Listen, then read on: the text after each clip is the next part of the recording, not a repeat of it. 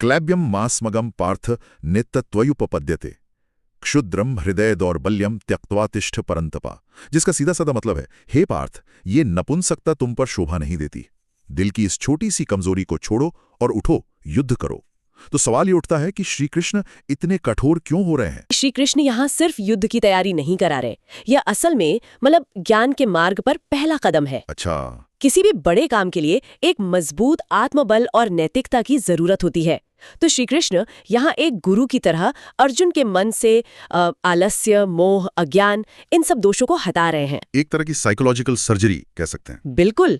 और शायद इसीलिए जो शब्द वो इस्तेमाल करते हैं वो भी बहुत सोच समझकर चुने गए हैं। जैसे उन्होंने अर्जुन को पार्थ और परंतप कहा। ये सिर्फ नाम तो नहीं है ना? नहीं, बिल्कुल नहीं। इनमें बहुत गहरा मतलब छिपा है। जब वो पार्थ कहते हैं तो वो उसे उसकी माँ पृथा मतलब कुंती, उनकी याद दिला रहे हैं।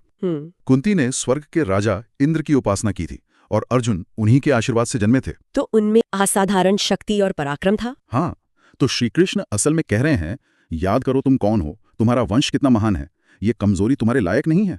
ये तो एक तरह से किसी को उसके इम्पोस्टर सिंड्रोम से बाहर निकालने जैसा है, उसे याद दिलाना कि वो वाकई काबिल है। सही। और परंतप का क्या, उसका क्या मतलब है? परंतप का अर्थ है शत्रुओं का विजेता। पर यहाँ सबसे मजेदार बात यह है कि श्री कृष्ण बाहरी दुश्मनों की बात नहीं कर रहे हैं। तो फिर वो उस दुश्मन की ओर इशारा कर रहे हैं जो अर्जुन के भीतर ही पैदा हो गया है, मतलब उसका अपना मोह, उसका दुख। बिल्कुल। वो कह रहे हैं तुम महान योद्धा हो, उठो और पहले अपने अंदर के इस दुश्मन को जीतो। वाह, तो ये तो एक पूरा रीफ्रेम हो गया। असली लड़ाई कुरुक्षेत्र के मैदान पर बाद में है, पहली लड़ाई तो अपने मन में ही है। तो इसका मतलब क्या ये है कि अर्जुन जो करुणा महसूस कर रहे हैं वो गलत है? श्री कृष्ण अर्जुन के भाव को सच्ची करुणा या संवेदना नहीं मानते, वो इसे मोह कहते हैं। मोह? हाँ, और इसकी जड़ें हैं क्षुद्रम हृदय दौर्बल्यम, यानी दिल की एक छोटी सी तुच्छ कमजोरी।